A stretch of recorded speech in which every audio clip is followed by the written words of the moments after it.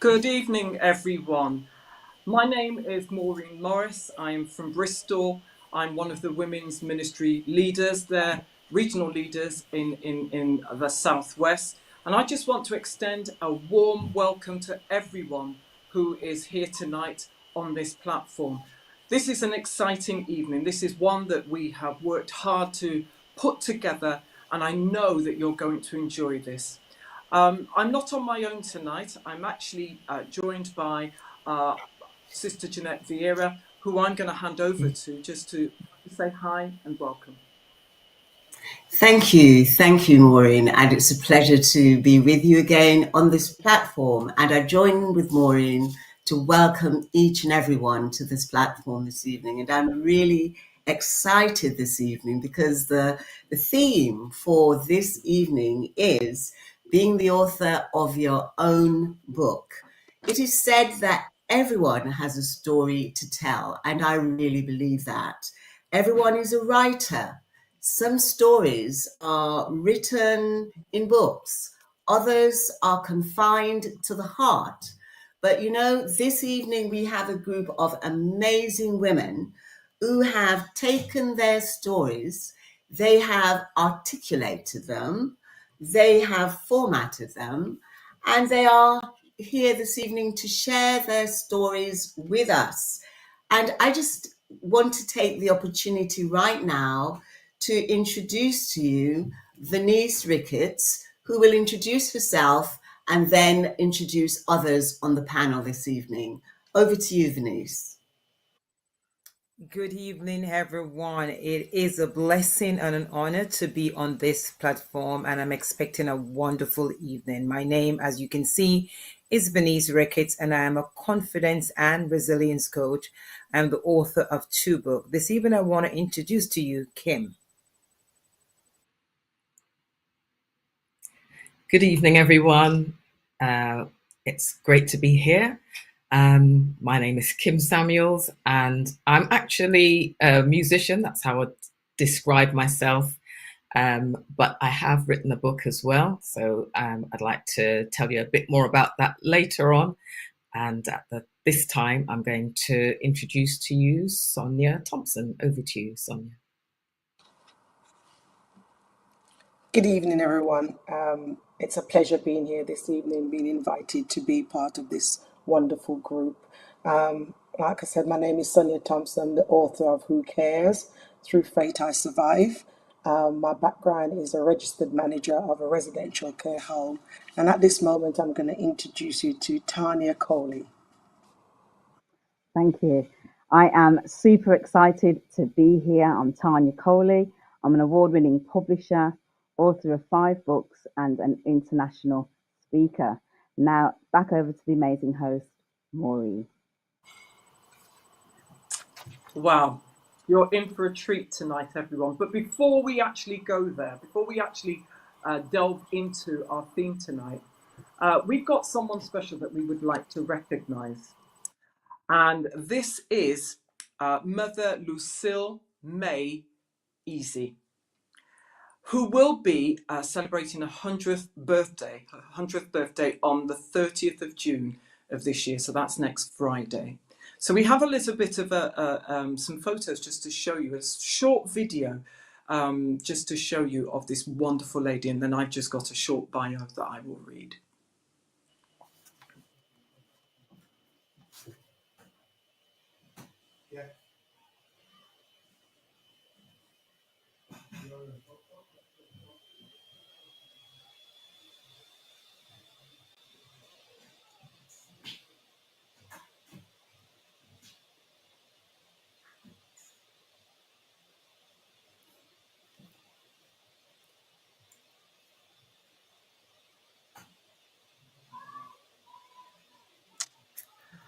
So, a matriarch, biological mother of not only 6, but so many, including her grand and great-grandchildren. Over her life, Mother Easy served faithfully in the women's ministry with a passion for souls. And as you saw there, those of us who are old enough to remember, the regalia, you saw there her hat, the W&B hat. I remember Mother Easy when she used to wear her regalia. She was never afraid to ask anyone for a visit or a prayer meeting. Being unable to drive never stopped her from doing the work of the Lord. If a bus was going by, then she'd be there. Mother Easy loved God and his people. Many from the Balsall Heath, Moseley area of Birmingham, can testify of her kindness and generosity in their times of distress and grief. Mother Easy, a woman who ministered biblically. And we just want to say a massive happy birthday to you, Mother Easy. And we know that a little something will be on its way to you, just as in recognition of this milestone birthday. You won't just be hearing from King Charles, you'll also be hearing from us. So God bless you at this time and enjoy your birthday. Bless you. Over to you, Tina. Thank you, Maureen. And that is just so wonderful that we can remember our faithful people, and particularly in this case, Mother Easy. So one of the aims of this evening is actually to draw on the experience and knowledge of the amazing panel of women we have on the Connect platform this evening. And what we want to do in terms of the format is to ask questions to specific women, and then they will share their experiences with us. So my first question is to Venice. And Venice, I know that you're a woman of tremendous experience, and you're going to have to just tease out some of that for us this evening. So my first question is, I want to write a book. How do I get started? So, Jenna, I would say to you then, you would then need to think about a area that you like, a topic that is interested to you, something that you're passionate about, something that when you go to bed and you wake up in the morning, it is still in your mind. It could be anything to do with politics. It could be something to do with self-motivation. It could be something to do with a fictional. But you go to bed and you're constantly thinking about that. Then my thing is to you, then you begin to research. I call what I do generally when I'm going to write a book, I call it the R&D, where I research on the particular area that I feel that I'm passionate about to write about, and then I begin to develop it. In order to do that, you don't really need to have a set structure to research and to develop. Just get your structure together and put your things down on your paper and beginning to just write and put things together. And eventually you will start formulating your book. Do not worry. For me, I would say to you, don't worry about the structure at the moment. You carry on just researching and developing your story. Thank you. We may sort of pick a little bits from that later, but thank you. At this time, I hand over to Maureen. Okay, so my question is directed to all four of you, and we'll start with you, Sonia. What sparked your passion? It's a two-part question. What sparked your passion for writing, and where did the idea for your book come from? So we'll start with you, Sonia. Well, what sparked my passion is that I'm not really somebody who can express myself easily. So I'm very artistic, more so than writing.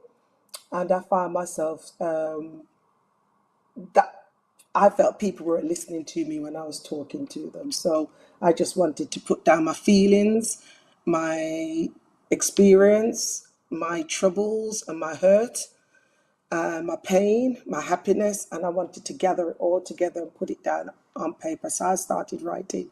About things I was hurt about, things I enjoyed, having my children, the happiness, because I found that I couldn't express myself to people, and I felt that people weren't listening. That was the part of who cares. The other part of the question? Where did the idea for your book come from? I suppose you probably my life. Yeah, my life. Okay. All right, so same question then to Venice. So I am the author of 2 books.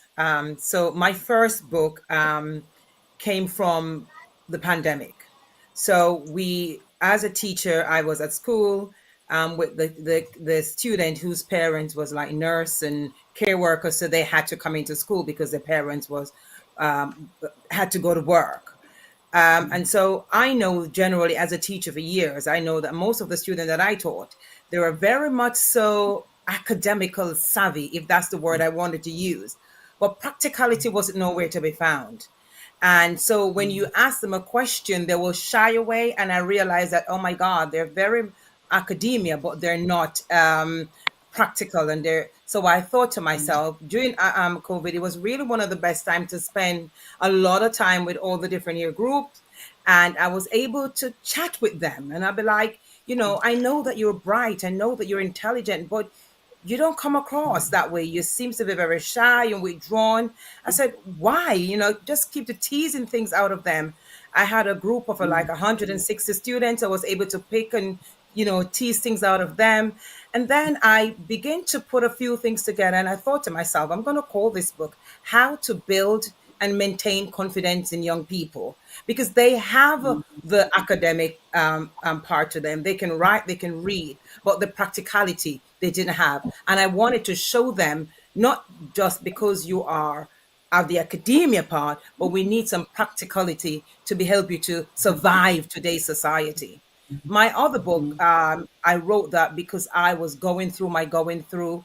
And as Sonia rightly said, I felt as though I didn't want to talk to anyone, not like anyone wasn't listening to me. I just didn't want to just share my story to anyone. I wanted to just deal with it on my own. And the way I was able to deal with it was to get pen to paper and I begin to write. Hence why it calls Get Up, You Can't Die Here, There's Life After This. Wow. Okay, that's brilliant. That's brilliant. So we've got two different insights how you came about writing your book. One, they weren't being heard. The other, the only way you could express it was through writing. Let's go to you, Kim. Tell us a bit about your passion and where the idea for your book came from. Okay. So I think I've wanted to write for a long time. When I first heard the question, it reminded me of a time when I was a teenager when I wrote a little piece and I sent it into an organization. They were a writing organization called Black Ink in Brixton in London. I sent it into them. They wrote back to me and they gave me some constructive feedback. And I think I took it as a rejection, even though they were trying to encourage me. And I think because it wasn't, you know, wonderful and all singing, all dancing, I kind of then put that desire to write to bed. But every now and again over the years, it came back, you know, and I thought about writing. And I was just lying in bed one night quite recently, probably towards the end of last year or the beginning of this year. And I was just thinking, well, what could I write about? What do I know about that I could actually have enough information to put into a book? And I thought about music theory. And so I thought, well, that would be something I could write about. Is not a particularly exciting subject. And so I kind of decided to make it a little bit more fun rather than the dry subject that it is often is. Okay, all right. And I think it's right to say that your book is tailor-made for children, for young children. Yeah, exactly. So I've made it into a children's book just to kind of introduce the fun elements, if there is one. There is one to music, so that's the aim of the book, really. Okay, thank you for sharing. Tanya, over to you. Thank you. So what sparked it for me was when my mum bought me my first book, Charlie and the Chocolate Factory. Absolutely loved that book, and I begged my mum to buy it for me. When she bought it for me, it took me into a different world. I just loved the way the writer described things, and you could actually imagine being there. And that's what sparked it for me. And when I wrote my first book, Open Doors, in 2018, I wanted to share about different parts of my life and different parts of my experiences. because as someone just mentioned before about being a teacher, I was a lecturer, and I used to share my story of where my beginning was, and I wanted to encourage people that your beginning doesn't have to be your end. And I share about my mom when she had me when she was 16, and she was told to leave home, and that was it. And she became the first person in her family to graduate university and become a social worker. And I wanted to share with people that whatever goals that you have in life, it's possible. And that's why I wrote Open Doors, to share with people that profound message: it's possible. Thank you for sharing that with us. Amazing, isn't it? Because just listening to our women this evening, there is a theme that's beginning to emerge about writing as a form of self-expression, and I would call it giving a voice. You know, what Venice talked about earlier is giving a voice to those young people who perhaps saw themselves as being quite academic, but somehow could not articulate what they were feeling. And Sonia mentioned about actually giving a voice to feelings that you could not verbally articulate. And I think that is tremendous in terms of what writing is able to do. And many of our women tonight may have ideas or experiences, but they may feel that they just don't have the literary skills that are needed in order to write. Because let's face it, in our society, people tend to see a writer or, somebody who is up there, and a level that is unattainable sometimes to the ordinary person.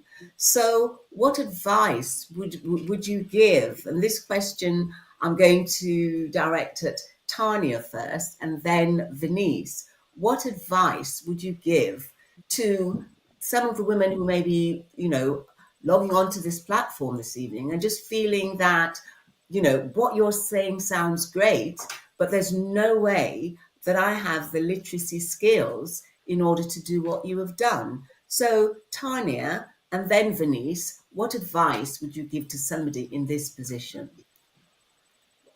Wow, that's a great question. There's so many people that are in that position, and we all have a story to share.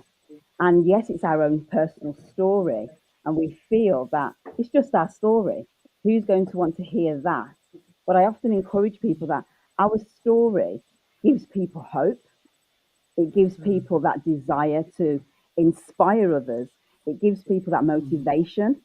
And sometimes when we share our story, it can interrupt somebody else's thinking, because you don't know what that person is going through at that particular time. But when they read your story, they think, yes, there's hope. Yes, I feel inspired and Yes, motivated to change yes. my story, to change the narrative and do something different. So don't undermine your story, because our stories are not for us. It's a survival guide for other people to follow. And that is so important, that what we've been through, I always hear it said, no test, no testimony. And it's a powerful thing when you can Yes, share an yes, yeah, aspect of your story and give people hope and get people determined to yes, say, yes, yes, it's possible, I can yeah, do that. So that's why I yeah. encourage people to share your story to empower others. Oh, that's great. I can almost feel that inspiration coming through there, Tanya. Thank you, Thank you. Venice. Wow, Tanya. I can echo what Tanya just said. I've always said to people, though, you may not be able to write as an English lecturer or be able to articulate your word in the way that you would hear certain people articulate the word, but you have a story. And as far Yeah, as I'm concerned, if that story needs to be heard, it will be heard. yeah, So you don't need absolutely. to be a professional writer.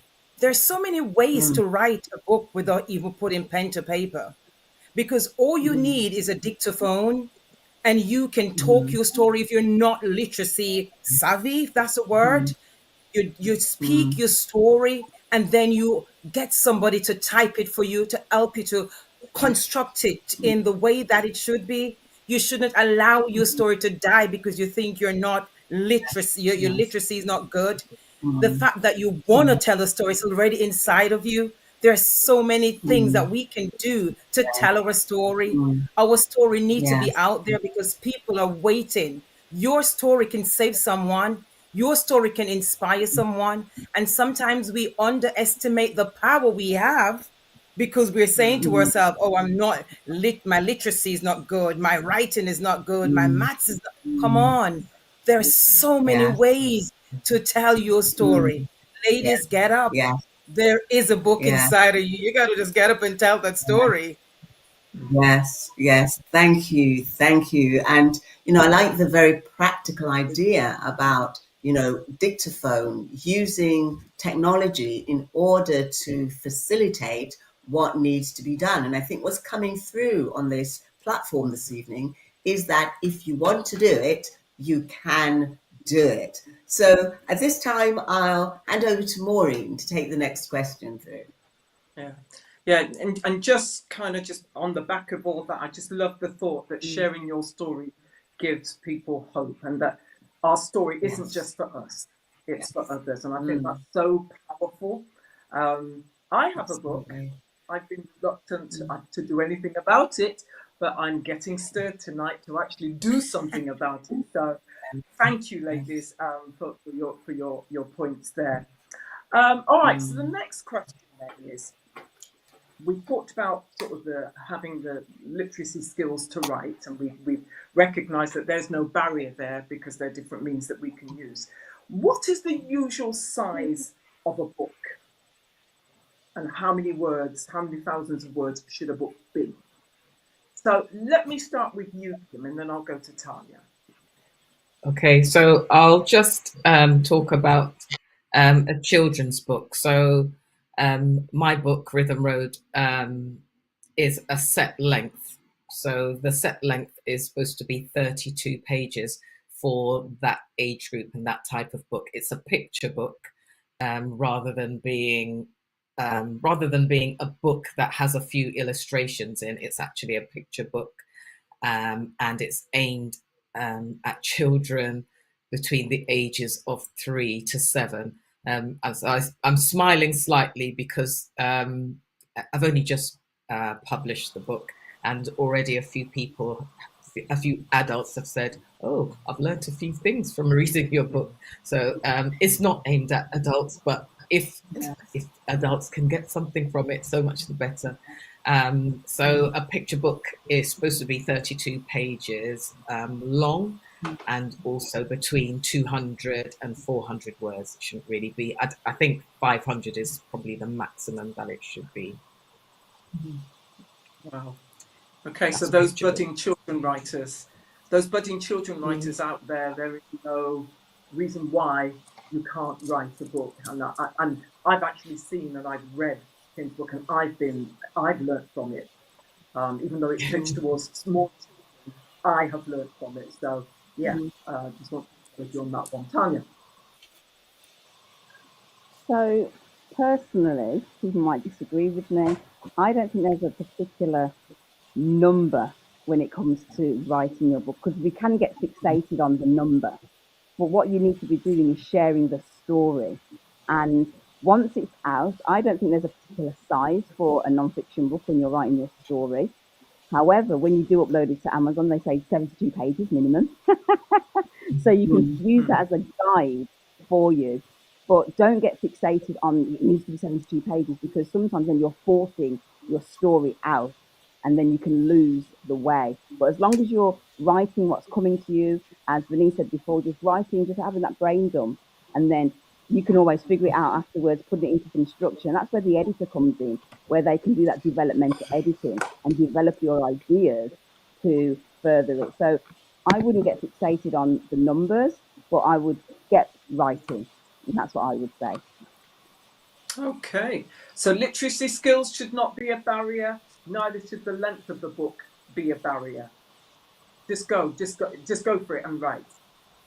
Thank you.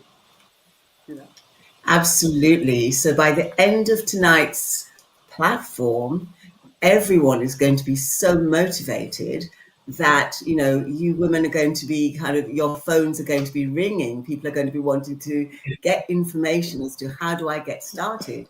And actually, while you were talking, there are people I know who keep journals, and some of these journals are quite detailed.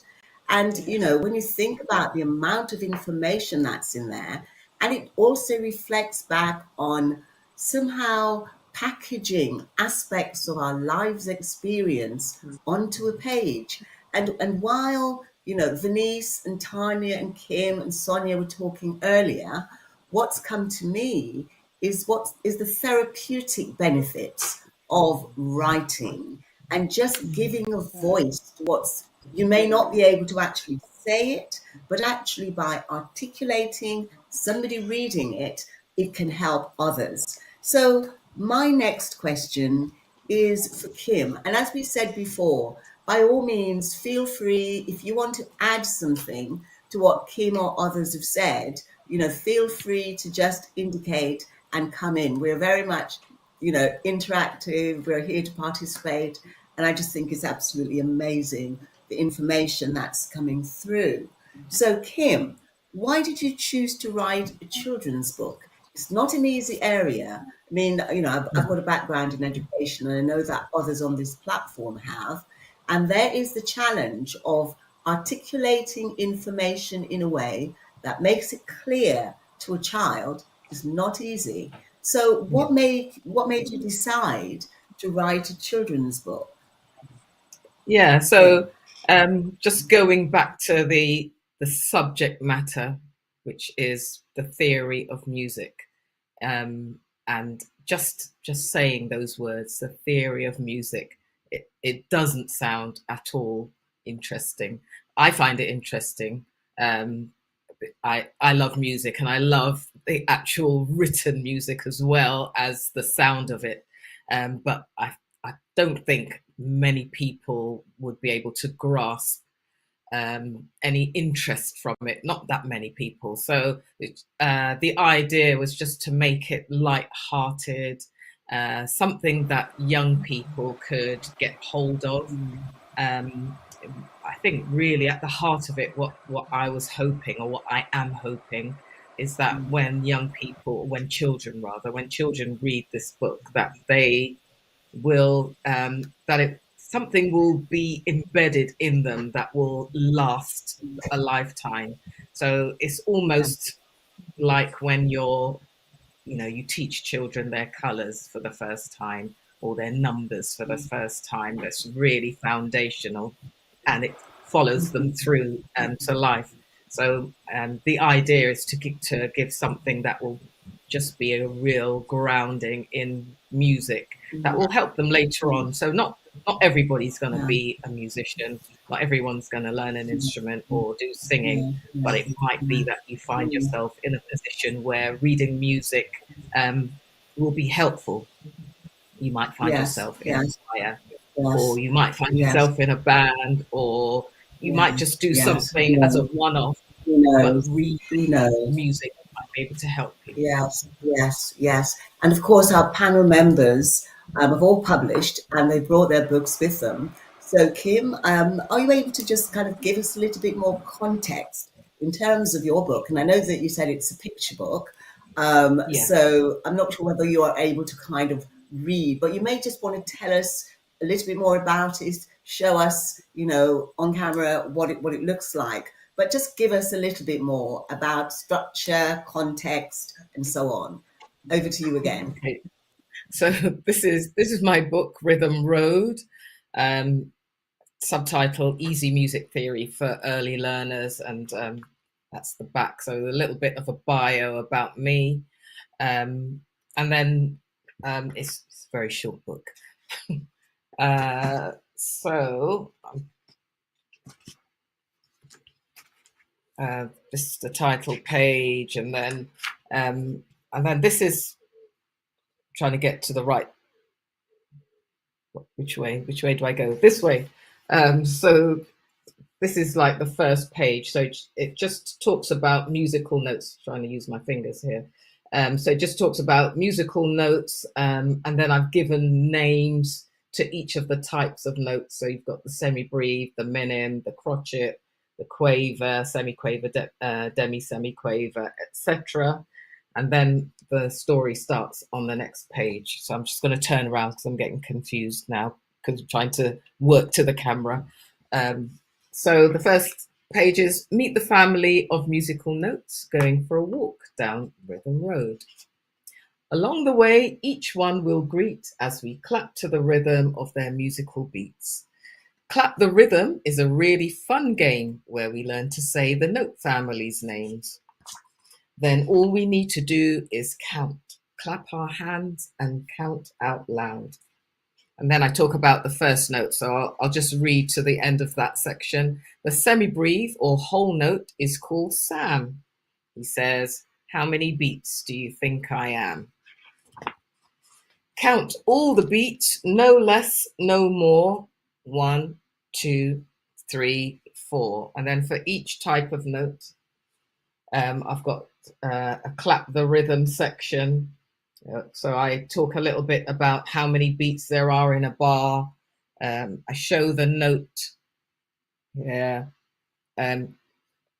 Tell the child or the reader what to say, and then how many times to clap when you're clapping this rhythm, and then just a tiny explanation. The other thing that I always forget when I'm telling people about this book is that throughout the book there are these QR codes, and if you point your camera to the code, it will take you to my website, and on there is a little recording, and it will actually tell you or show you, demonstrate how to do the counting. So it will do that for each of the notes. There are 6 notes. They're all on the front. So there are 6 types of notes, and for each one of those is a little recording, a little QR code which points to a recording, so that you know when you're reading to your child, if they're not able to read for themselves, how you actually do the count. That's Fun, absolutely fantastic. It is actually, because while you were doing that, Kim, I can imagine I visualized my 3-year-old granddaughter singing, because it seems as though some of the words are rhyming as well. And yes, I can almost imagine that you've made a little song of some of that. So I can imagine my 3-year-old granddaughter singing, at nursery, and actually using your book. I do believe, and I'm, seriously, I do believe the potential for that is significant, because, I'm not an early years teacher, but actually I do not know that kind of resource is available at that age. And in fact, because we're talking about what kind of age group, Kim? I know it's children, but what kind of age group? Yeah. 3 to 7. 3 to No, 7. 3 to 7. 3 to 7, and I think it's absolutely fantastic. So I know that there are viewers out there who will be looking at this, and I certainly will be buying one or two, one for my 6-year-old grandson and one for my 3-year-old granddaughter, if they do not already have copies. But that's absolutely fantastic, Kim. Thank you very much indeed. Over to you, Maureen. Okay, so I've actually, as I said before, I've actually read the book myself. I actually bought it for my little grandson, only to find that my daughter had already bought a copy for him. So I shall reserve my copy for my 9-week-old granddaughter. We're going to start early. We're going to get. I got really enthusiastic about this. So I've got really passionate about it. So I want her to make sure that we get them started early and have the kind of opportunities that I don't think we had. Because I'll be perfectly honest with you, Tim, I didn't understand, even when it was being taught at school, I did not understand musical theory at all. But I learned an awful lot from your book. And we're waiting for the next, the books to follow as well. Yes. Okay, so we're going to go to Tanya. And I'm going to ask Tanya, could you share an extract from one of your books? Now, Tanya has written 5 books. So she's a seasoned writer. And I'm just going to ask you this time, Tanya, if you can just give us some context to the book that you're going to read, and then read an extract for us. Thank you. Okay, will do. Thank you. So my first book was published in 2018, and it's called Open Doors. And it's a significant year because that was the year I handed in my notice as a lecturer and wrote this book in 6 weeks, and it became a bestseller on Amazon. And the first chapter is called Time to Face the World. I'm not going to read it all. I'm just going to read an extract. So it says, "Your life is over. What have you done? You're finished. Foster her." Those words were playing over and over in my mom's head. Those words plagued and haunted her. It was a beautiful summer's day in June 1975. My mom was 16 years old and pregnant. In love, my mom thought, giddy-headed, but I'm pregnant. When am I going to tell my parents, she thought. She was frightened, terrified, alone and scared. She had to do all this by herself. This was real. It was true. She was 16 and her boyfriend was nowhere to be seen. She was told to leave home, pack her bags and leave. My mom left in the middle of the night and went to live with her first serious boyfriend. And I'll leave it there on a cliffhanger. Now, you have just whetted our appetites to want now to go and buy that. Yeah. Because I need to know how your mom survived to actually Absolutely. make sense of your story. And no doubt your story is not just yours. I can already think of a number of people who I know were in that kind of similar situation, and it'd be really interesting just to see how the whole thing unfolds and how mom, you know, she's brought you up, and obviously you are a credit and a success. So yeah, that's just wonderful. I'm on it. I'm going to get that book today. I'm going to order it. Okay, you know. Right. Okay. My question now is actually aimed for Sonia, and I was really touched, Sonia, at the start. You know, some of the things you mentioned about the inspiration and the life experiences you into writing. So, can you share with us? You know, what are some of the struggles that you've experienced in your life that motivated you to turn to writing, Sonia? Similar to Tanya's mum. Mm, You know, I got pregnant at an early age while studying hairdressing and beauty therapy. And it was that's the way that I got into the work that I did. I actually went into a care home to do the residents' hair, and I fell in love with people with learning disabilities. And that's how I sort of jump shipped and went over to doing the care. But I had struggles in life. I picked up the wrong partner and was convinced that I could change him. He was 8 years older than myself, and I was very young at the time. And I thought I could change him to change my life. But 16, meeting my first partner, and he was 24. And we stayed together for 42 years, believe it or not, wow, thinking that I could wow. change him. Mm, But there was no change. I was delusional. mm, But like I said, I held on to my faith, and it took me through verbally abusive, sexually abusive, mentally abusive, all the abuse that you can think of. I actually experienced them all. There were signs, but I was ignoring them all. And like I said beforehand, my mom and my dad sort of wasn't happy with the relationship and wanted me probably to take a different path, but I thought I knew it all. So not just to sort of saying that I failed. I didn't say much about my life, but I was going through hell. So eventually I wrote it. I wrote it down. I've been writing my book for about 30 years. It took so long. mm, I kept putting it down, taking it back up again. But it sort of inspired me to write it when my dad passed away last year. And within my dad passing away, and it was only last year, 2 years ago, I got divorced. Still going through my battles. But I smiled last week. I said God didn't want me to finish that book because it would have been in the wrong name. Mm, So mm, the name that I've got back to my maiden name is Thompson when mm. I gave up the other name. So I finished it at the Yeah. right time. Yeah. Wow. Wow.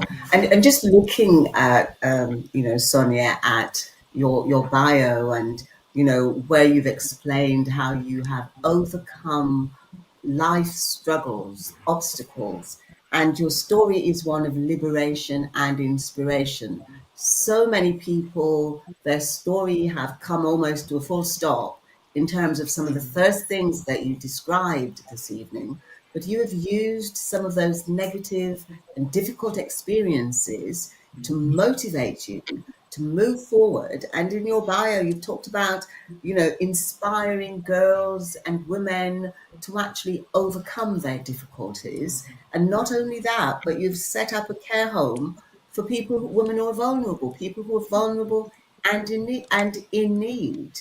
So I'm just going to ask you to take a few minutes and just kind of set the context of your book for us and read a little extract from it. And don't leave us on a cliffhanger, but do if you want. But I just, if you can set the context, I'd actually just read an extract. We'd be really appreciative of that. Okay. My book is called Who Cares? Sorry, I'm having the same problem as Kim. By faith, I survived. Through faith, I survived.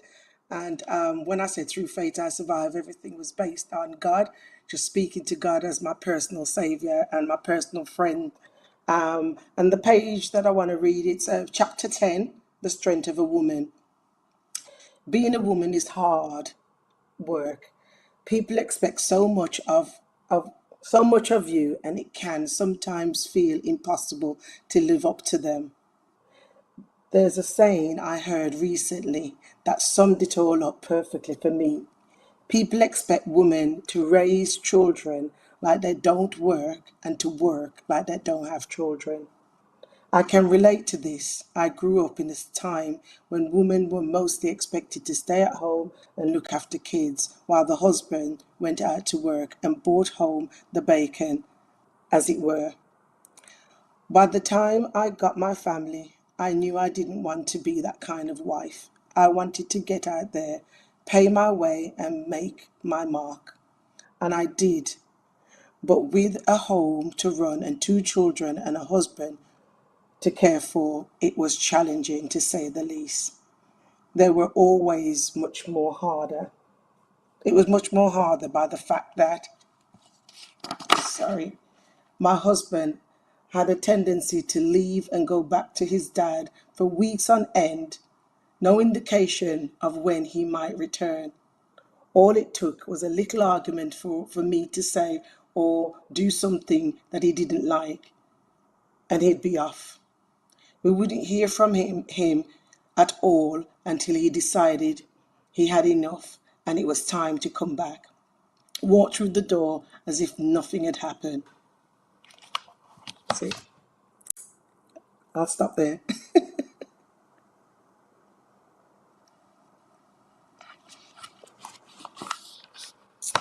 Hello? To be at the end of this evening's session, we're going to have the contact details to be able to purchase these books, because I am so inspired by what you have written, and not only that, what you have done with your life. So thank you for that. And I turn over to Maureen at this point. Yeah. Just on the back of that, Son, I think, Sonia, I think the fact that you are a woman, you are a black woman, and we know that we're not, black women are not,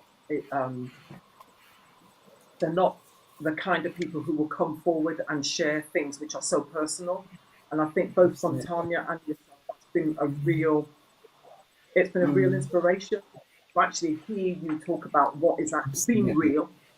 And I think if writing gives you that platform to be real, I think tonight, so many more women will feel liberated and able to do so. So I really do Yeah. thank you both for kind of sharing in the way that you Yeah. have. Mm. Okay, so we're going back to you, Tanya. What are some of the practical steps and recommendations with regards to writing, editing, printing, publishing, costing? What are some of those implications? And it may be that, you Mm. know, you've all had the experience of writing, so it may be that others can chip in as well. But I'll start off with you, Tanya.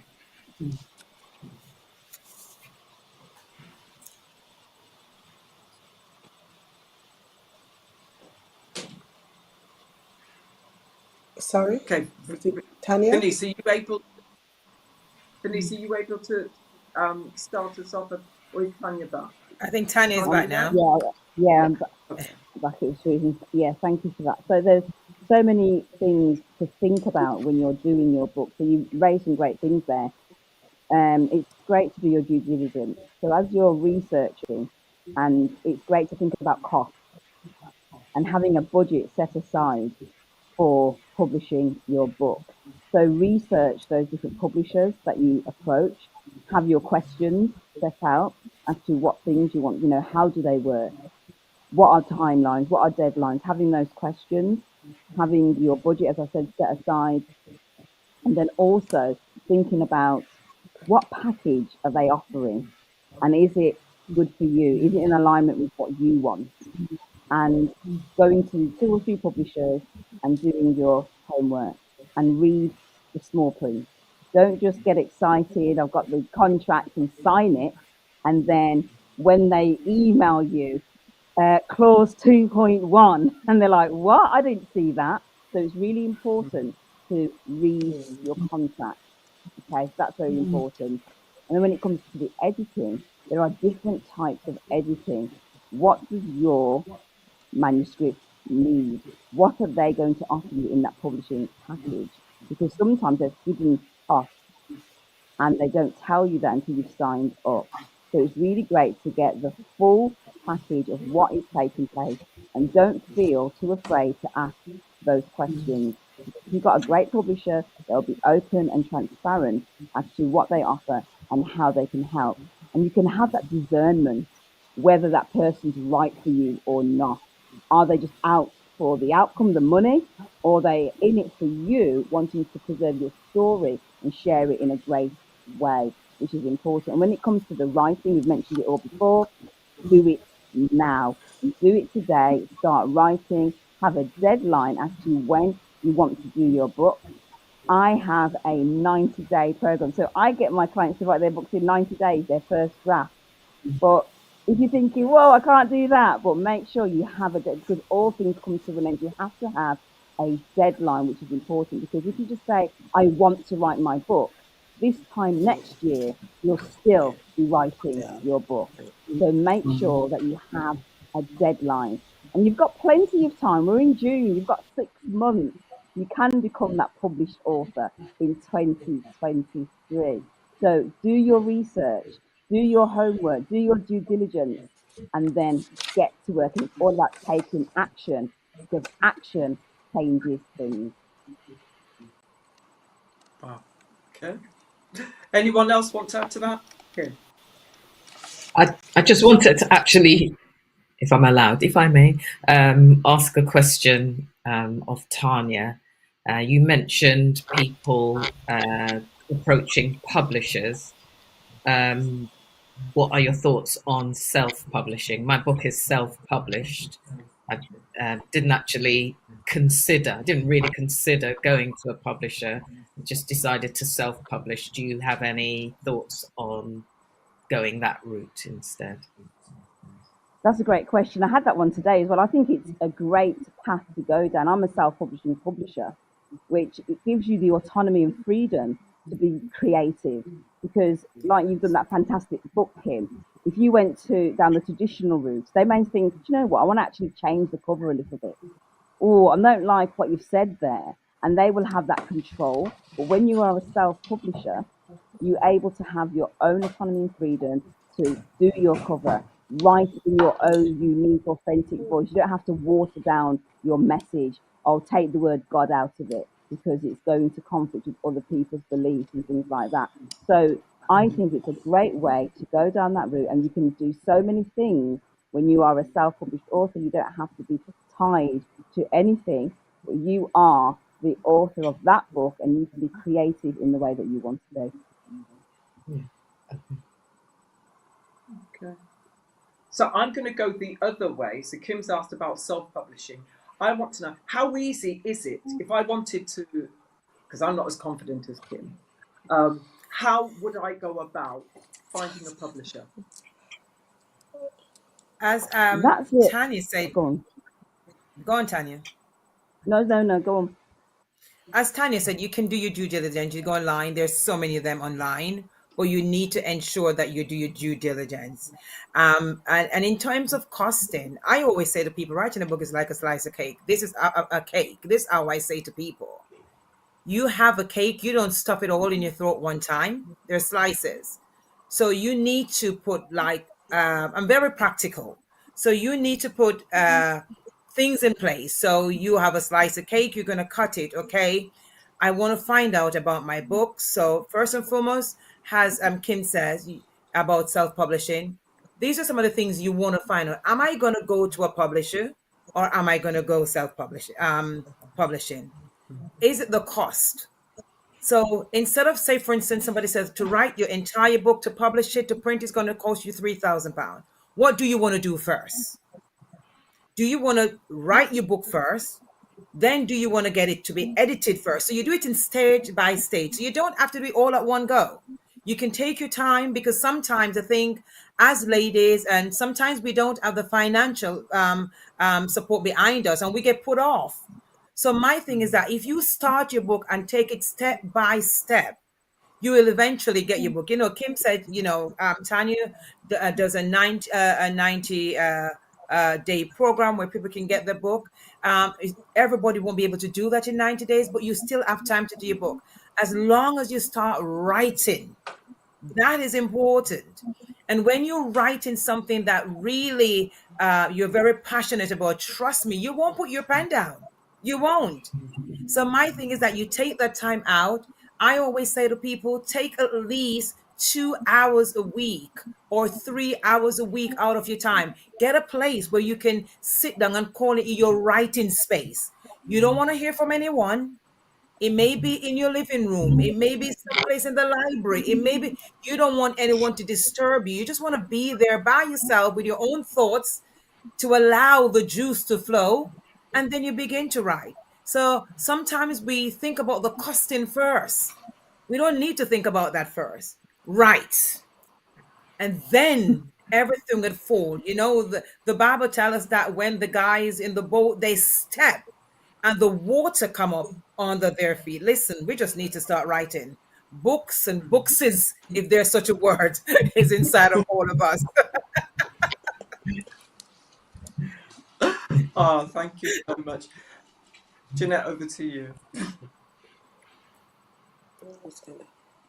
Inspiration in more than one way on this platform this evening. And just before I ask my next question to Kim, just in terms of being very practical, Kim and I believe Tanya and Venice have used the word due diligence on a number of occasions.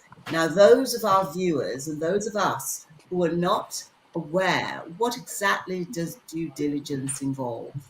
For example, when you say you must do your due diligence, can you then just explain, either Tanya or Venice or both of you, just in a nutshell, before I ask my next question of Kim, what does due diligence mean in terms of do your research about the company? Right. As if you're going to go to a publisher, so you do your research about the company, look at their reviews, because a lot of things is said in reviews. Sometimes they're fake reviews, but most time there is truth in some of them. And if you don't understand it, get somebody to help you, because sometimes we try to do it on our own, and we don't understand the terminology that they use, and so we get set back. But get someone who can support you to find out, can I make a phone call here or there? What are these people, and compare them to other people. But as Tanya and Kim rightly said, I'm a self-publisher myself, and I will always be a self-publisher. Will never go to a publishing company. So I am a self-publisher, and I think it is good when you're able to do that by yourself. But just check out the people of the publishing company and the reviews, and take it from there. Thank you. Thank you. Talia, did you want to add anything to that? No, I think you've absolutely nailed it. Do your homework. Don't be afraid to ask those questions, because when you're speaking to that publisher and they can't articulate or answer that, you know that's red flags for you. So it's really important. Don't rush into it and then regret your decision. A client of mine, she got her book edited and they half edited it. She paid the full price and the woman's got off. And now, she has to now pay again. I always say, Yes. buy cheap, buy twice. So she has to Yes. do it again. So it's really important. Okay. Do your Yeah. homework.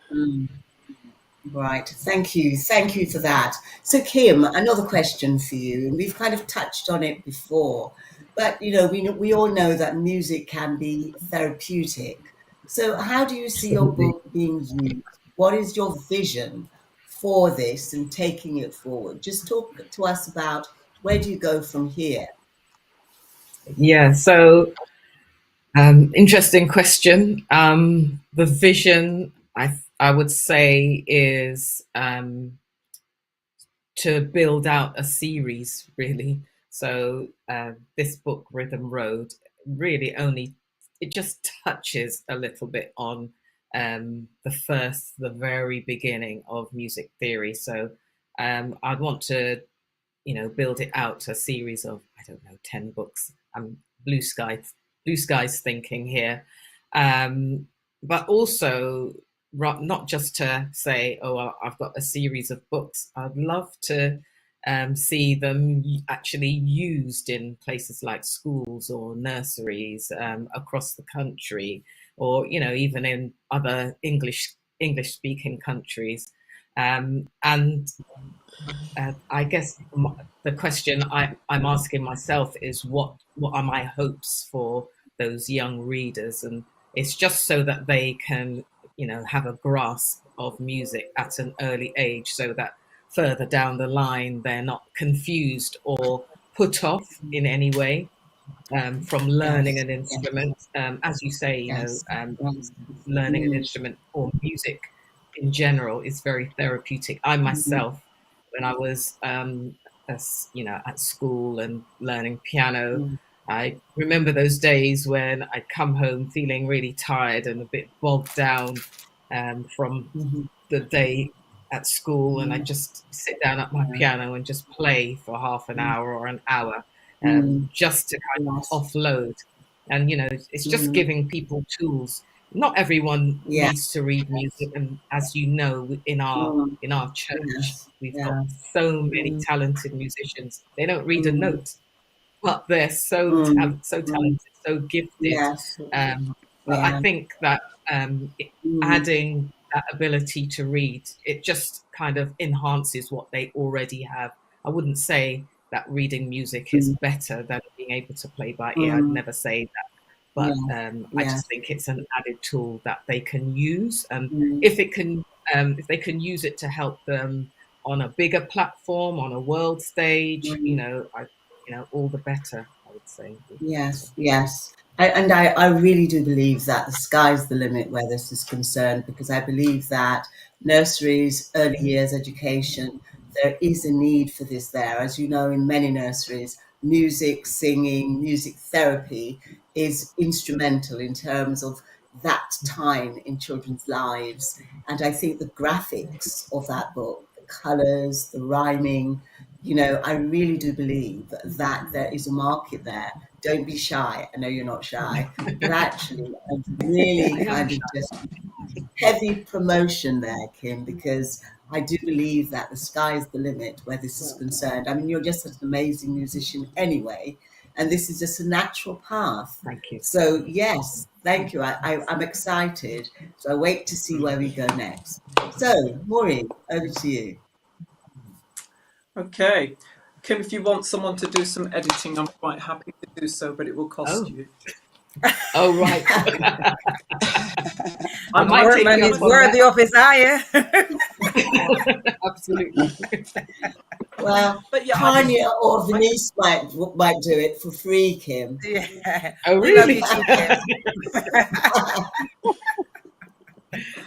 no, I just really do concur Okay. with what you just said. That I really do feel it's a niche in the market that really needs.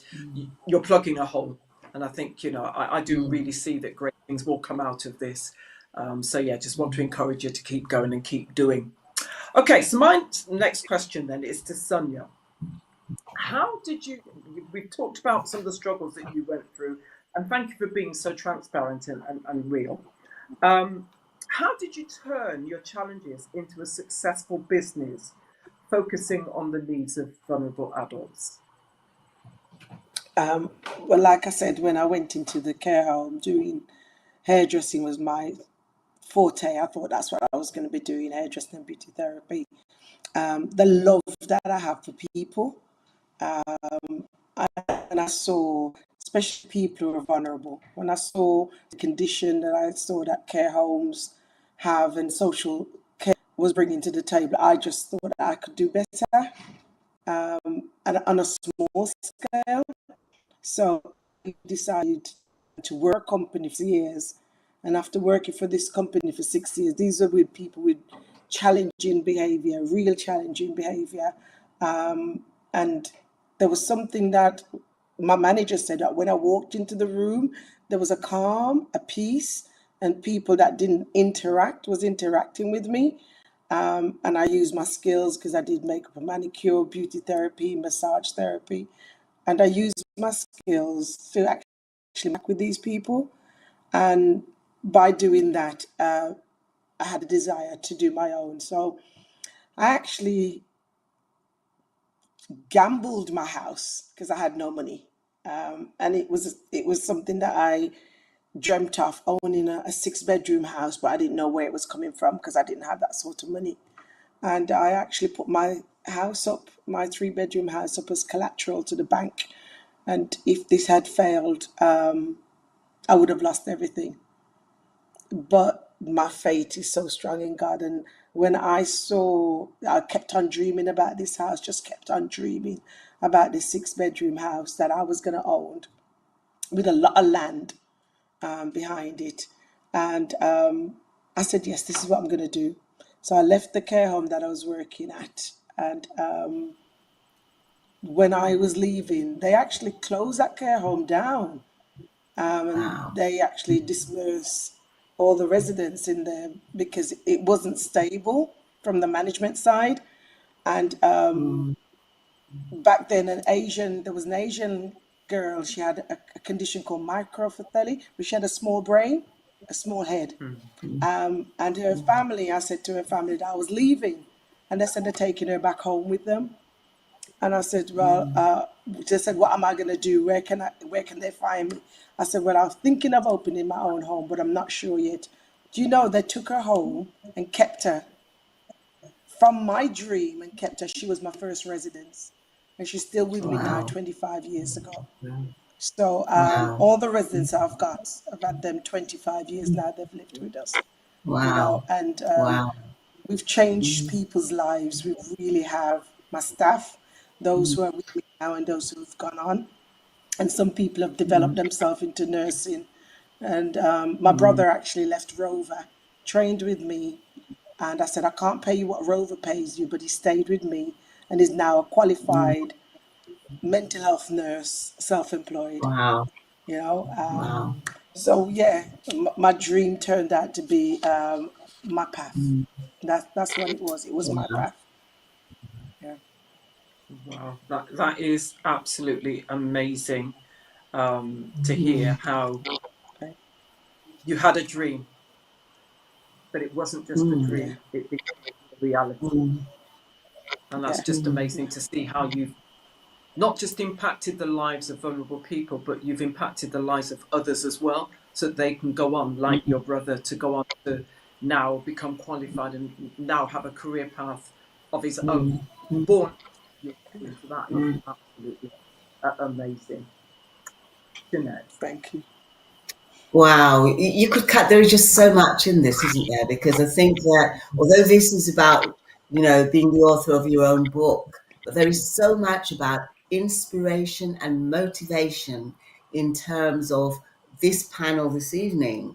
And, my next question to not just Tanya, but others, and I'm hoping that others may want to chip in, is how do you inspire others to write? Because amongst the wealth of talent and experience that we have on this platform amongst these women this evening are those who, run workshops for would-be writers, motivational coaches, people who are just able to support and nurture individuals out there. So, how do you inspire others to write? If Tanya starts, and then others feel free to chip in terms of any ideas that you may have in this. So over to you, Tanya. Thank you. I was in Matalan the other day shopping, and a lady came up to me and said, "I've seen you on Facebook. Can I just show you what I've been writing?" And I said, "Yeah, of course you can." And she showed me her writings and she said, "Do you think that would be good to do a book?" And I said, "Of course. It's your story." And she said she's just journaling, like you mentioned before, just writing things down. And she was so encouraged that when she got home, she logged on and she now registered for one of my courses. So I talk to people about the power of sharing your story. And I mentioned it before, there is power when you share your story because you're empowering others and you're helping people to look at their own story. And then when we inspire them, it's about their why then. Why do you want to share that story? Like Sonia's got an amazing book. Why do you want to share that? There has to be a reason why. And that why is going to inspire and motivate you to write your book. Because often people will say, "I'm not sure, will people read it, etc., etc." Yes, there are people out there that will read your story. But my story is like everybody else's, but it's not from your perspective. And that really Yes, encourages and inspires others to say, "Okay, let's do this." And then they start writing. excellent. Anybody else want to chip in on this? Yeah, how do you Um, inspire others to write? I like the way that somebody approached you in Mataland, and you made the time to talk with them. That is great. Denise, I think you were going to say something. yes. Generally, what I say to people when they're about or want to write their book, first and foremost, I always say to them, writing a book is not something that you just pick up a pen and then say, "Yeah, my book is written." It's about you understand, as Tanya says, why do you want to write that book? What what do you expect to gain from that book, and who are you writing that book for? And sometimes I say to people, if you're going to write a book because you're saying, "I can make some money from it," wrong perspective. You need to be writing your book because you want to tell your story. And then when your story begin to get out there to people, then people begin to buy your books.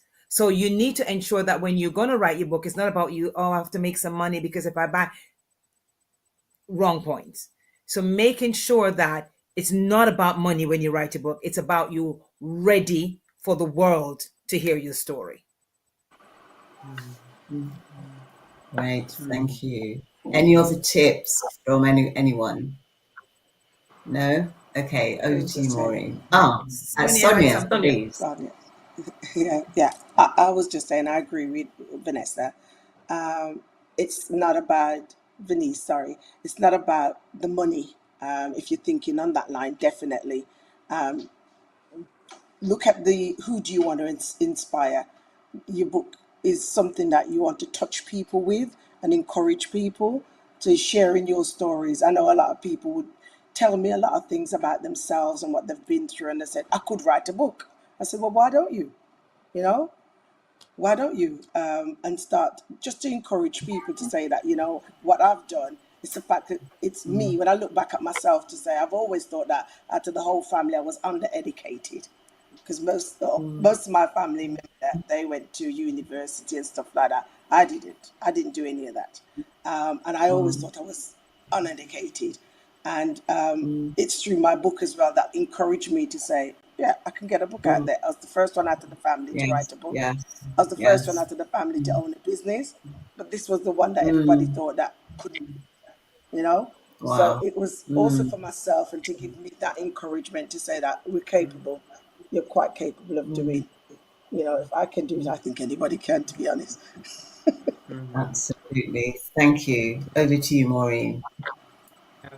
Yeah, and you know what? That's inspiring to hear. That you know that you think that way about yourself. That if you were able to do it, then there's no stopping anyone else. So, yeah, that's kind of from what you just said. Right. So, over to you. My question to you is: how do you keep going after rejection? Because I'm sure it's, you know, you will have hurdles, you will have obstacles in your way when writing. How do you keep going when you faced rejection? When you've submitted your book and somebody come back and being really critical, and how do you bounce back from that? I think I've been dealing with rejection most of my life. So in 2018, I had 2 major operations. One of them almost killed me. And the people who I thought would be there to support me in the first instance, they were there. And then when my complication developed and people were just getting tired, I figured. So I felt rejected. I felt like no one cared. I felt like no one was there to support me. But God sent a few people to support. I remember when I began to write this book, I said to a few people, because I've always said to myself, sometimes you need to keep things very dear to your heart. So you don't really need to tell people that you're writing a book, because the first thing they're going to say to you, nobody in your family write a book. You know, what do you know about writing a book? And I remember talking to somebody about my book, and the first thing they says, your book, why do you want to write a book? I said, why not? And she said, what do you want to write about? I said, because you asked me that question, I'm not going to tell you what I want to write about. And I remember when I finished the book, finally finished, and I spoke to a few people. I went to a few stores to talk about my book. It's a self-help book, it's a motivational book. Quite a few people say to me, no, they can't put it in their shop. And when I went to Waterstone, the persons who I expect to tell me no, Waterstone, and them time when W.H. Smith was around, it's still around, but when Waterstone, when they told me that they can take my book, I was flabbergasted. I just didn't know what to do with myself. I said, I was just shocked. And the least of the people, because I went to the small bookstores, and they told me no, they don't do self-help. And I am not one of those recognized author, I'm not Barnes and Noble and all those big names, They told me no. Waterstone accepted my book. W.H. Smith accepted my book, and quite some other stores around. So sometimes you have to know who you are. You got to know why you write your book. You got to know the reason why you write a book, because at the end of the day, you will always, even when you become this published and international author, there was always going to be somebody who will always want to reject you. But you have to be that person to know that I wrote this book because I wanted to touch people's lives.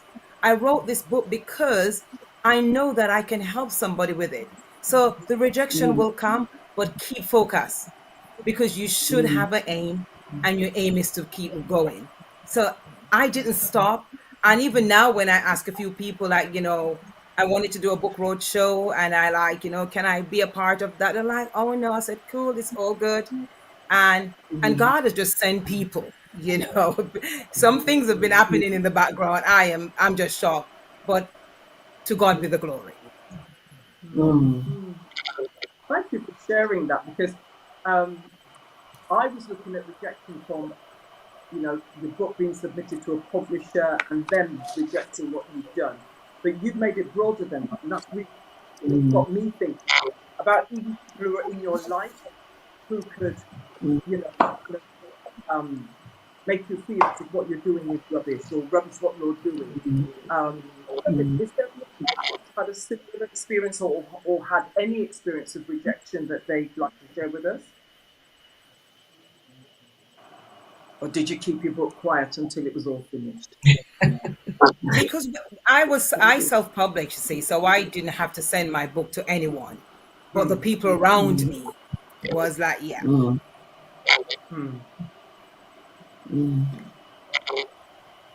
Okay. All right. Well, we'll move on then. So we're going to go, Venice, back to you, and we'll have you set in the context of one of your books and giving us an extract from your book. Okay. So my book is right here, and it says, "Get up. You can't die here. There is life after this." Hopefully you can see that. Yeah. And so I wanted to read the second from the second chapter of this book, but I will read the last paragraph of this book. And in the second chapter, it talks about embracing your awesomeness. And I just wanted to read the last bit of that bit, and it is entitled "Get Up." Embracing your awesomeness helps you to live your best life. It brings you from a place of insecurity, a place of doubt, a place of fear, and a place where you can stand tall and live. Embracing your awesomeness helps you to begin to look at life in a different perspective. Embracing your awesomeness helps you to live a get up life. The kind of life that when you fall, you don't stay down, you just get up. Embracing your awesomeness helps you to live that life that everybody wants to live. Because you know that when you fall, you can get up because you are a different kind of breed. Embracing your awesomeness helps you to live that get up life that you will constantly live every day because you know you're awesome. And when you can identify within yourself that you're awesome, your life will be changed rapidly. Today, get up in your spirit, get up in your psyche, get up in your mind, because you're absolutely awesome. Wow. Brilliant. Brilliant. You know, now that I've met you, Venice, when reading your book, in the back of my head, I'm going to have your voice. And as we read it, I could feel, I'm awesome. I'm great. I'm wonderful. So, yeah, amazing. Jeanette. Yes, I mean, I honestly, you kind of want to just stay with some of that, don't you? The next question I want to ask actually touches a little bit on the question that was asked earlier about people having doubts with regards to their own literacy skills. And there may be people who are able, but somehow they just can't see themselves getting to grips with it. So, what would you say to a woman who may be watching tonight who feels that writing her story just seems like the Mount Everest in their lives? It's there, but you can't quite get going. It seems like an impossible task. And, Tanya, Venice, Sonia, Kim, if I go to Tanya first, you may just want to say something and pass it around to the others. So somebody feels it's impossible. How do you encourage them? There are many people that think it's impossible. I was one of those as well. And it's always seemed impossible until you start. And I encourage women that are listening today, start. And you can just start in the smallest way. Even if you just spend 5 minutes a day. And like Venice said before, you can speak to your phone. It can interpret it into text. You can speak to your laptop, a dictation button, or a trick I'll give to you as well. If you've got a journal and you've written it, if you go to Google Lens, You can take a picture of it and it will translate your written words into text, and you can email it to yourself. And then you start small. The vision that God gives you is big and it seems impossible. But if you start to break it down into small, manageable chunks and say, today I'm going to spend so many minutes writing, and you can do that after your devotional time with the Lord in the morning, and just start to do these little chunks at a time, and then just keep on going, having that determination, having that consistency, having that discipline, and also being accountable. And then you'll find when you look back, you think, wow, I did it. So you have to keep on going. Break it down into manageable chunks and just keep on writing and keep on going. It's like a tap, drip, drip, drip, and you'll get there. Yes, thank you. Anyone else want to just come in on that? Jeanette, as a confidence and a resilience coach, I feel like you spend time with women and support them, as Tanya says, everything's need to take in its own perspective. So you take small chunks and you break it down. And I feel that all of us have the potential to write books and books and books, but you just need to have somebody there to support you. And I feel when you are able to empower someone to let them know that they're able. And I think sometimes it's self-doubt why some of us don't write our books. We don't believe in ourselves. We don't believe that we have the capability. We don't believe that people are going to buy our books. We don't believe in ourselves. And so we sit back and don't do it. But it is important then for you to know that you are perfect in your imperfection. It doesn't matter what you have or what's going on. You are perfect. You may look like you're imperfect, but you are perfect. You are perfect. All of us are perfect in our imperfection because there's something special about us and something that we have to tell the world. And so it is good that we're able to talk to people. And as Tanya said, you have to be accountable. Writing a book, you need to be accountable. So Yes, if you know you want to write a book, you need to be saying to someone, I'm going to write a book today. And if I don't write the book today, you need to do this. And so you have to have somebody there to support you if you're that type of person. If you know that you easily get distracted or you procrastinate and don't write it, you need somebody to be on your back. You need somebody to push you. Yes, absolutely. And so there's something about bite-sized chunks. There's something about find someone to whom you can be accountable. But I think these are excellent practical ideas in terms of how you start. Anybody else want to throw something in there? I think that with hindsight now, that it might have been useful for me to sign up to a program such as the ones that Tanya might offer, where it's like a package, or you've got set steps that you go through. For me, I found the actual writing bit, I didn't find that difficult, actually. I think that I probably wrote the book in about a week, but I did tweak it and probably got to a final, okay, I'm happy with this, probably within a month. But all the steps after that, well, now what do I do? Where do I go? How do I publish this? How do I launch it? All of those steps, for me, it felt really difficult. And I did get to a stage where I thought, you know what, I think I'm just going to forget it because this is just too difficult. But I think if I'd had someone, perhaps coaching me through it, it wouldn't have felt like such a slog. So yeah, that would be my advice. If I get some help. Yes. But on that, what is the cost of that kind of thing?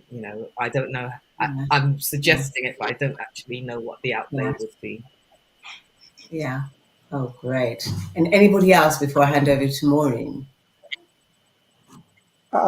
Sonia. Just want to follow on from what Kim said. I had to get somebody to help me in the end because, like I said, it took me 30 years. And in the end, I picked it back up and said, I've got to get serious with this. And I went to publishing school. I went to all sorts, writing books and stuff. But there was a package that kept coming up on on the computer. When I looked, I kept seeing this company come forward. I've got a friend who's a publisher, but she was sick at the time, and she was somebody who encouraged people to write books in 90 days. But I don't think I could do that with the busy schedule that I've got running a care home and being involved with all the legalities of the care homes. I just couldn't do it. So what I did was I did pay for a package, but it was therapeutic to me because the lady didn't live far. She was independent from myself, and I had a choice of choosing from so many different people, and I chose her. We became friends. She interviewed me and spoke about different areas of my book, of the titles, and that's how the book developed. And I was accountable. I was accountable to her. Excellent. Thank you. Thank you. Maureen, I just done over to you just now. Thank you. Thank you, Sonia. Sonia. Thank Denise. you. Right, so this one's for Tanya and Denise, who we've already established you are our writing coaches. What services do you offer, and how can our ladies access them? So let's start with Denise. So I offer to, as I said, I'm a confidence and resilience coach. So I coach you, and then I do offer a book writing course, which is a 10-week course that will give you all the information that you need to write a book, and also in terms of the editing, in terms of the proofreading, the typeset, the printing, the book layout. So I run those courses. Tanya? Yes, so similar to Denise, so I have an author's lab, and they ask me why they call it the author's lab, because they come in and cook up their book. So we go through a 90-day program, and it's on Zoom, and we have 6 live sessions where we look at crafting, planning, and writing your book in 90 days. It's possible. I've had over 50 clients doing it, and just doing it in manageable chunks. So that's my author's lab that I run to help people to write their book. Okay, so people don't even have to leave their homes No. to actually write, to access the courses. That is brilliant. That's brilliant. Yes. Because I think sometimes that can be a hurdle in itself. If people have to make that physical effort to be in a physical space. For some it may be the ideal, but for others it may be that that kind of facility as being something which is very useful. Excellent. Thank you. Yes. And I think really that just to kind of being that one of the aims of this platform this evening, this Connect, is about encouraging women, enabling women out there to actually believe in themselves, that they can be the authors of their own book. I believe that significant amount of information has been shared this evening. And, when it comes down to the practicality of it, you've all given us little extracts from your book. We've had a cliffhanger. We just can't wait to hear what's going to happen next. The amazing kind of life struggles that Sonia has taken and turned those struggles into stepping stones to success. It's just incredible. Venice and Tanya have kind of dug into the well of their vast experience as established writers to share with us some of the work that they do. And I certainly want to get a hold of these books. So my question now to each of you is, how can we get hold of your books? Just tell us where to go. And I think there may be a little bit of extra information later. But, Sonia, how can we get hold of your book? It's currently on. You just put the title in, Who Cares? And my name's Sonia Thompson, and it's currently available on Amazon. Okay, Kim. Yes, so my book is available on Amazon as well. It's available as a Kindle book as well as in paperback. There is an audio version, but that's not on Amazon, well, not at the moment, but yeah, amazon.co.uk.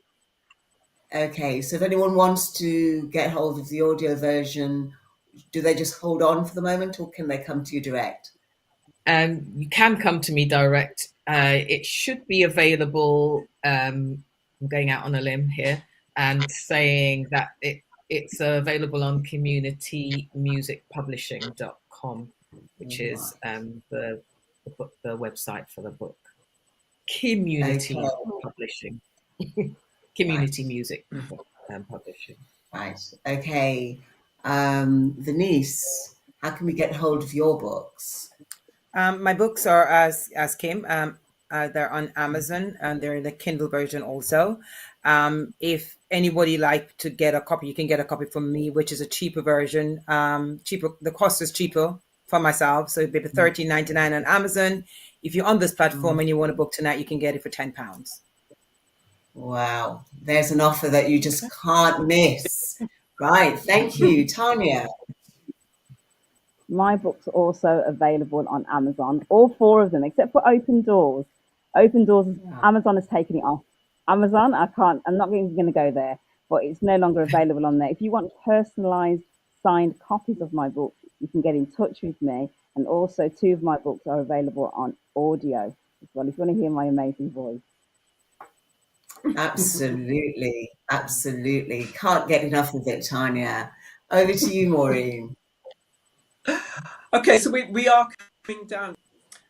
If you had one last bit of advice to give, each of you, to our women tonight who are considering the book within them, what would that advice be? So let's start with Kim. I was afraid that you were going to say that. So I think my advice is, and it may sound a little cheesy, but it's about believing that you can do this, and that they say that the journey of 1,000 miles starts with one step. So I would just advise you to start, make a decision. You actually have to make a decision to start. Don't just think about it, but do it. That was to you, Maureen. Sonia? Just like what Kim just said, I would say just go for it. Just do it. That's a book that I read, and I find that interesting, and that helped to encourage me to just, why think about it? Just do it, and you'll get it done. Okay, thank you. Tanya, then Denise. So my advice, one of the titles of my book is Plan It, See It, Anticipate It. Plan to do it, start today, see it, see that vision of you being that published author and anticipate it, know that it's going to happen. Don't wait for the perfect time for everything to fall into place, because the truth is you're going to get distractions, doubts, and reasons for delay. But if you procrastinate, you're going to be in the same place. If you're passionate about your book, go for it. Embrace the process, be consistent, be determined, because it will happen, and start today. Ladies, I would want to say to you then today that we may have ups and downs, we may have difficulties in our lives, but I want to let you know then, don't allow yesterday's problems or disappointments to stop today's victory. There is a book in all of you. You're well able, you're capable, you're awesome. Listen, that book that you're sitting on, it will help to save somebody's life. It will help to develop somebody. It will help to motivate somebody. Get writing today, because I'm looking forward to read that book. Amen. Amen. Thank you so much. So, just want to say a massive thank you to Kim, Bernice, Sonia, Tanya. We just applaud you this time and say a massive thank you for all that you've shared with us tonight. Thank you for being real. Thank you for sharing of your experience, your journey, your life situations. And we just pray, God, that He'll continue to bless you, and that we will see many more books yet to come. And not only that, but out of tonight, we will be we will see the products of other people actually bringing their skills to the fore. So I'm going to go to a PowerPoint now, where I just really want to share with you a bit more information about each of our panelists tonight and their books. So let's go to that PowerPoint. So here's Kim's book, Rhythm Road. You've been told that we can get hold of that on Amazon. Then on to Sonia's book, Who Cares? Through Faith I Survived, again through Amazon. So you've now got sort of a visual of what the book looks like, so that you can go away and purchase and learn of her story. These are Venice's two books, Get Up, You Can't Die Here, and How to Build and Maintain Confidence in Young People. Again, both of which are on Amazon.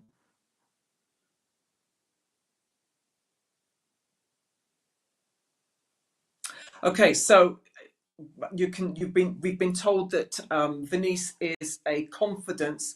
Sorry for the error. She's a confidence and resilience coach.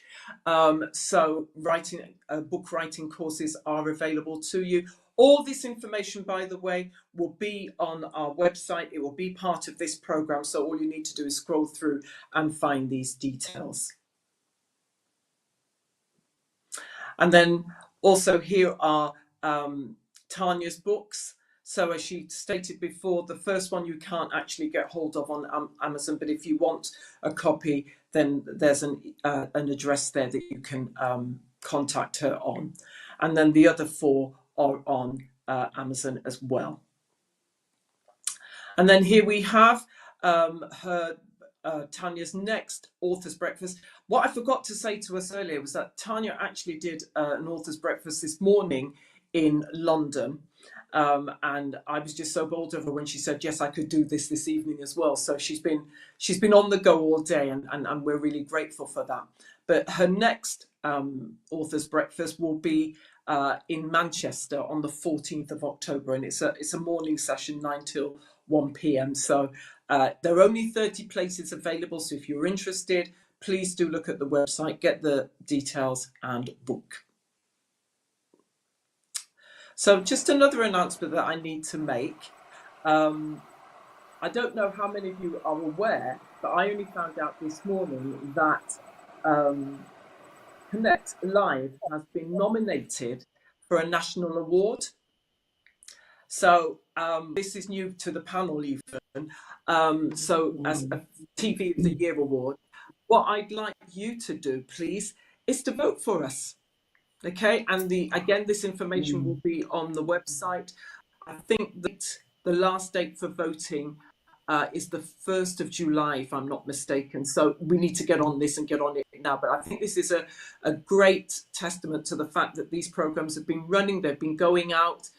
You can go back and review these programs, and wouldn't it be wonderful if we could be recognised for that work? So, and that Sister Joy, Sister and Alni, for the work that they did in initiating and getting this off the ground. So do get nominated, do get voting for this programme. And let's see if we actually, on the 2nd of September in the Birmingham Town Hall, whether or not that is recognised. So bless you for that.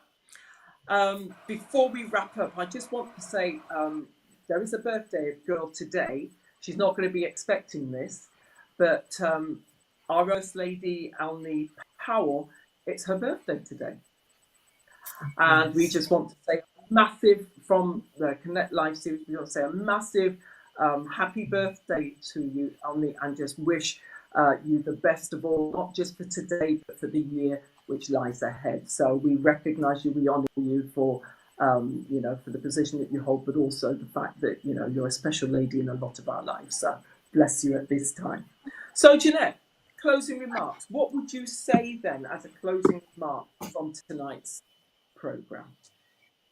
Well, there has been such a wealth of information and sharing, from the depths of the heart of panel members. And, one of the things I've noticed that has been consistent theme throughout this program tonight is that of faith. And, in and amongst the skills, the abilities, the experience that have been shared, the consistent theme of faith has been here this evening. And, with faith, with belief in yourself, and accessing the information out there, you can be the author of your own book. Maureen, it has been a pleasure hosting this with you this evening. It has been a tremendous blessing to share this platform with these wonderful women. And I do believe that the sky is the limit. Over to you again, Maureen. Yeah, and my final words would be: no one else can write your book. That for me was the message that has kind of resonated through each of our panelists tonight. Yeah. That we all have something. Yes. If you have something within you, you need to share it. Your story will be unique. Your story will be something which is about you, which can touch the lives of others who may be going through similar things. It's a bit like a testimony. Yes. If you don't share your testimony, you don't know who you will be helping. So I just want to encourage us. I'm encouraging myself too. There's a book within me that I need to write, and I'm going to go for it. It may mean I need to go on a course just to kind of harness some skills, but whatever it takes, watch out. My book is going to come out soon. So bless you, ladies. Jeanette, thank you for sharing this platform with me tonight. And just want to say, ladies, we will be back next month with another program, which is already in our July program, is already in the making. The title really escapes me at this moment, but please tune in. We just seek to be real. We just seek to benefit our ladies in practical ways. And we hope that tonight you found that this session has been practical. So God bless you at this time. Have a wonderful rest of the evening. Thank you. Good night. Good. I worship you, Lord. I worship you, Jesus. I worship you, Almighty God. There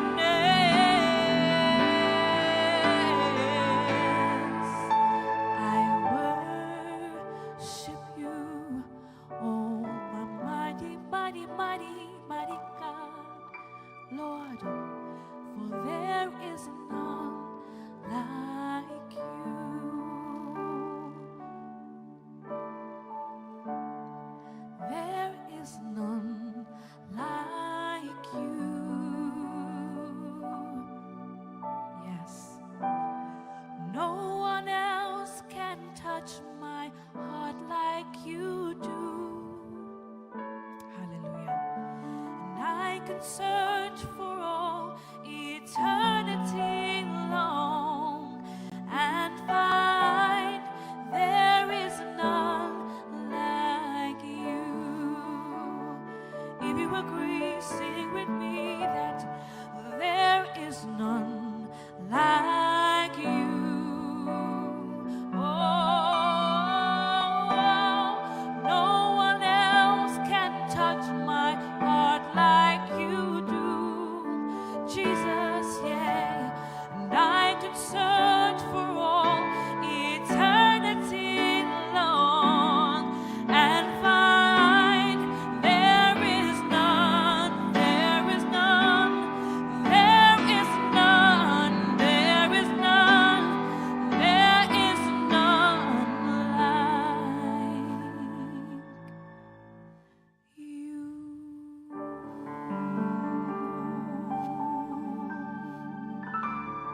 There is none, there is none, there is none, there is none, there is none, there is none, there is none, there is none, there is none, there is none, there is none like you. Holy like you, worthy like you, holy like you, Lord, holy like you, yeah, worthy like you, loving like you.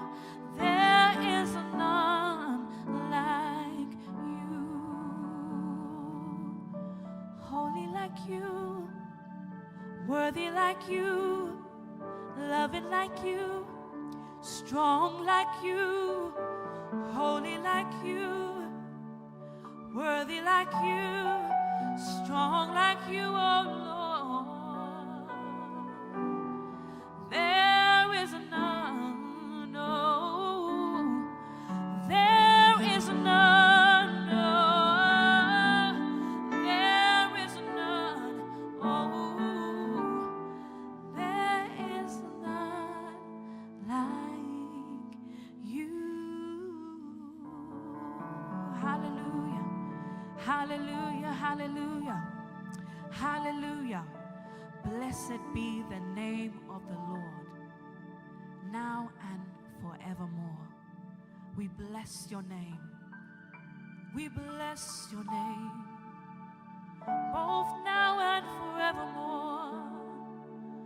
We bless your name, Jesus, now and forevermore. Now and forevermore, yes, Jesus. Now and forevermore, bless your name. Now and forevermore, yes.